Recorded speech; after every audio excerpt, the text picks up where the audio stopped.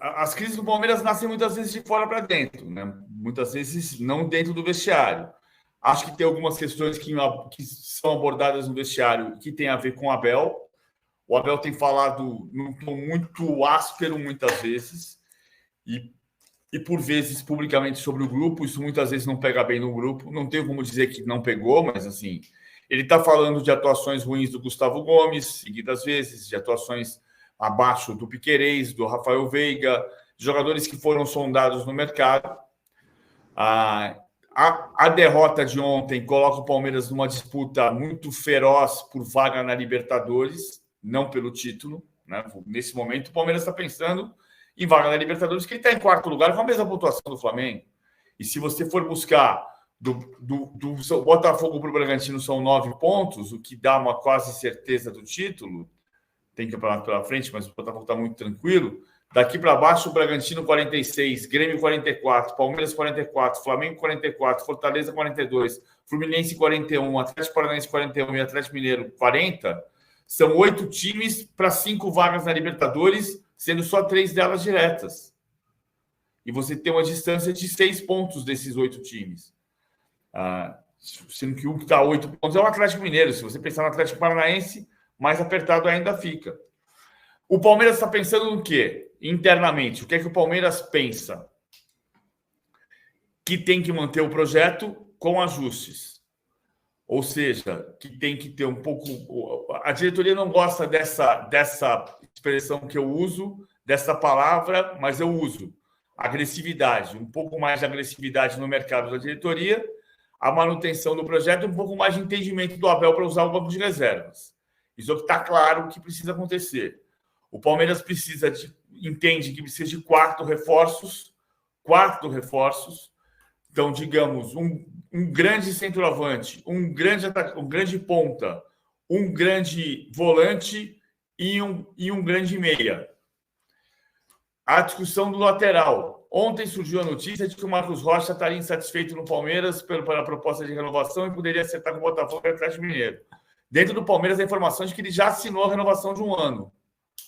Então, ele assinando a renovação, o Marcos Rocha fica, porque foi um pedido do Abel. E isso gerou discordâncias dentro do clube. Pô, por que tem que renovar com o Marcos Rocha no momento que ele está? Então, se contrataria um lateral direito, mas não, o Marcos Rocha renovou por 1 ano. Então, tem um volante, um centroavante, um atacante. Provavelmente um meia. Onde é que estão esses jogadores? Jogadores de primeira categoria, para ter 4 contratações fortes. Enfim, 3 a 4 contratações fortes. Há um entendimento de uma parte da direção de que o Bruno Henrique está usando o Palmeiras. Claro que não é quem está negociando que vai achar isso, mas há muita possibilidade do Bruno Henrique ficar no Flamengo. No Palmeiras, quem negocia está dizendo, olha, é muito difícil a situação, porque tem uma questão familiar, a família do Bruno Henrique está instalada, mas há dentro do clube uma corrente que acha que o Bruno Henrique está usando o Palmeiras. De qualquer maneira, existe uma negociação. O Palmeiras está negociando fortemente para fazer uma proposta maior do que o Flamengo. Eu continuo achando improvável que o Bruno Henrique saia do Flamengo. E uma parcela da direção acha que ele pode estar usando o clube para fazer uma proposta melhor do Flamengo. Enfim, a ver as cenas dos próximos capítulos. Internamente, não existe uma crise. Internamente, há um entendimento de que o projeto tem que seguir com um pouco mais de agressividade. Mas o jogo terminou ontem com gritos da Mancha contra a presidente e houve pedidos para a saída do Anderson Barros. Então, tem um problema que vem de fora para dentro, embora dentro, em tese, esteja o projeto pensando no futuro, crescendo um pouco em agressividade. Muitas informações importantes que o PVC traz para a gente, principalmente desse mercado do Palmeiras, sobre as pretensões por posições, centroavante, ponta, meio e volante, sobre a assinatura já de renovação de contrato do Marcos Rocha e dessa situação com o Bruno Henrique. Já a gente vai ter o Igor Siqueira e o Rodrigo Matos também aqui com a gente no de primeira. Eles podem até atualizar, de repente, a situação do Bruno Henrique do ponto de vista do Flamengo, até porque o Tite está chegando no rubro-negro. O Rodrigo Matos já tem noticiado junto com o nosso time aqui do All Sport além do próprio PVC, desse acerto iminente. Só para contextualizar a situação que eu abordei até com o João Lucas aqui na entrevista, da declaração do Abel Ferreira depois do jogo, da derrota do Palmeiras, da vitória do Santos, foi exatamente o seguinte, a aspa do Abel Ferreira, a declaração, melhor dizendo. Os gols que sofremos, com todo respeito ao Santos, eu já tive a oportunidade de revê-los e foram mais ofertas nossas do que mérito do adversário. Mas parabéns para o Santos, ganhou, está na luta pela sobrevivência e fez aquilo que não fomos capazes de fazer, marcar 2 gols. O Marcelo Fernandes participou do Mesa Redonda da TV Gazeta e foi perguntado sobre essa declaração. Ele disse o seguinte, Marcelo Fernandes, ele responde pelo que fala, mas a torcida do Santos é gigante e o Santos pode chegar em qualquer lugar e ganhar jogo. Hoje foi prova disso, ganhou com mérito, sim. Parabéns aos jogadores e eu me preocupo com o meu time. E quando o adversário merece a vitória, sou capaz de falar. Como fui capaz de falar que enfrentaríamos um adversário duro, de um grande treinador. Mas conseguimos uma vitória merecidíssima. No fim do jogo, era para ter feito 2 ou 3 gols a mais. Realmente foi até pouco, 2-1. Com todo respeito ao Palmeiras. Palavras do Marcelo Fernandes no Mesa Redonda, programa da Gazeta, rebatendo, ou enfim, repercutindo essa declaração do Abel Ferreira depois do jogo. A entrevista do Abel em si, isso à parte, e PVC, teve vários recados importantes, falando sobre jogadores que se sentiam pressionados no Palmeiras, sobre muitas situações de bastidores que às vezes não chegam até o torcedor. Foi uma entrevista importante. Eu não sei se foi oportuna, importante ela foi.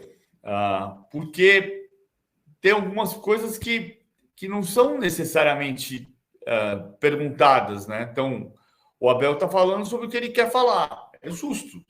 Por que se um desses jogadores foi o Tabata, qual foi o jogador? O Tabata foi um desses jogadores que não quis permanecer? O Tabata pediu para sair e achou que era melhor ir embora porque não... Agora, há jogadores que suportam a pressão e suportaram a pressão toda nesses últimos 5 anos e que foram a razão do sucesso do time e que hoje estão em um momento abaixo porque não está se conseguindo tirar o máximo deles. O caso do Gustavo Gomes é esse. Eu não acho que seja um problema o Abel dizer... O Abel deu parabéns ao Santos. Não acho um problema ele dizer que os gols foram ofertas porque ele está olhando do ponto de vista dele. O Marcelo Fernandes está olhando do ponto de vista dele quando disse que o Santos podia ter feito 3 ou 4 gols. O primeiro tempo, o Palmeiras podia ter feito mais gols também. Finalizou 15 vezes. Então, acho que o Santos foi melhor, por isso ganhou o clássico. Ponto. De fato, o Abel tem uma dificuldade em admitir, dizer, jogamos mal, não estamos bem. Beleza, tem alguns jogadores que estão jogando abaixo, como ele disse, e nominar Gustavo Gomes, Piquerez, Rafael Veiga, estão jogando abaixo do que já jogaram. Isso é parte do trabalho do técnico também, conseguir treinar o jogador para tirar o máximo deles. Então, como ele disse na quinta-feira, depois de perder para o Boca Juniors nos pênaltis, o time melhorou no segundo tempo, não foi pelos meninos, não foi pelos moleques, foi porque eu mudei o sistema. Sim. Se foi por isso, por que ele mudou o nome dos jogadores ontem e colocou os moleques? Né? Tem uma contradição. E todo mundo, quando via a escalação... Todo mundo é exagero da minha parte, mas muita gente comentou, poxa, essa era a escalação que o torcedor estava esperando contra o Boca no início. Então, mas eu repito o que eu disse na sexta-feira. Eu acho respeitável ou compreensível que o Abel tenha optado por um time experiente num jogo contra o Boca Juniors, semifinal da Libertadores. É compreensível. Agora, depois que o time melhorou no segundo tempo, você não precisa dizer que foi porque eu mudei o sistema. Eu ganhei, nós empatamos, eles perderam. E não é assim, né? Então, se foi porque ele mudou o sistema e não foi porque entraram os moleques, por que no jogo seguinte ele não mudou o sistema sem os moleques? Ora, né? Então tem uma contradição. E acho que o papel do jornalista, é por isso que a gente é jornalista e ele é técnico, por isso que a gente pergunta.